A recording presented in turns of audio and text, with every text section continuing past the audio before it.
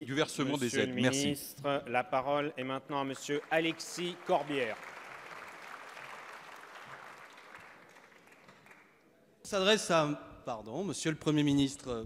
Depuis votre arrivée, le SMIC n'a pas été revalorisé. Le gel du point d'indice des fonctionnaires a été maintenu. La CSG va être augmentée avec pour conséquence que les retraités vont voir baisser leur pouvoir d'achat, notamment ceux qui ont une pension de plus de 1 200 €.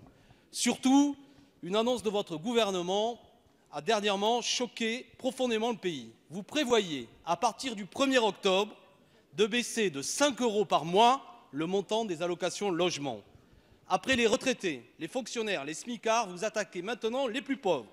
Cela concerne 6,5 millions de nos concitoyens, les plus modestes, les plus fragiles. 76 % des ménages se situant dans les 10 % de la population française la plus pauvre touchent ces APL. Avez-vous calculé d'ailleurs le nombre de pauvres supplémentaires que vous allez fabriquer? 5 €, c'est une somme qui permet de se nourrir pendant quelques jours pour beaucoup de personnes. J'ai fait les courses ce matin, Monsieur le Premier ministre, elles sont là. Et voilà ce que vous supprimez tous les mois par les plus démunis. Le président Mélenchon vous le montre. Elles sont à votre disposition et aussi à la disposition de la députée au Petit. Voilà, en même temps, Monsieur le ministre, votre politique, c'est s'en prendre aux plus pauvres et rendre aux plus riches. Poursuivez, Monsieur Corbière. Je citerai un exemple. 0,1 % des plus riches en raison de votre réforme de l'ISF, soit 340 personnes, vont économiser 3 millions d'euros par an en moyenne. Cela va coûter 2,3 milliards et presque 3 milliards pour le budget de l'État, soit les montants des bourses de 600 000 étudiants. Donc je vous pose ma question, Monsieur le Premier ministre. Serez-vous le Premier ministre d'un gouvernement au service des nouveaux riches qui fabriquent des nouveaux pauvres? Quant aux commissions pour 5 €, elles sont à votre disposition. Merci, Monsieur Corbière. La parole est à Monsieur le ministre de l'Action et des Comptes publics, Monsieur Gérald Darmanin.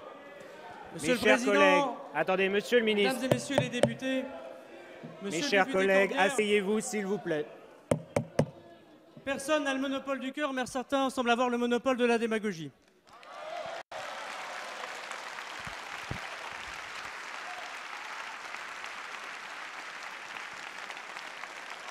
Il est bien déraisonnable de parler comme vous le faites, si vous me le permettez, quand on connaît les difficultés de nos concitoyens. Et je n'ai pas de leçon à recevoir, ni aucun membre du gouvernement, sur le travail que nous allons faire pour les plus faibles. Parce que les économies que nous allons faire, c'est l'augmentation de la lutte handicapée de 100 € avec Madame la secrétaire d'État, ce qui n'a jamais été fait. C'est l'augmentation du minimum vieillesse de 100 € par mois, ce qui n'a jamais été fait. C'est l'augmentation par cette majorité de la prime d'activité avec Madame la ministre du Travail. C'est la suppression de la taxe d'habitation, 550 € en moyenne de remboursement de pouvoir d'achat. C'est 260 € pour un ouvrier au SMIC grâce à la suppression des cotisations.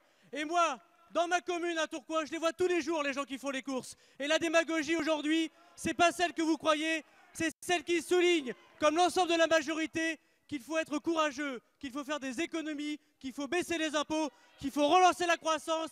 Et le meilleur moyen de faire une politique sociale, c'est retrouver du travail pour tout le monde.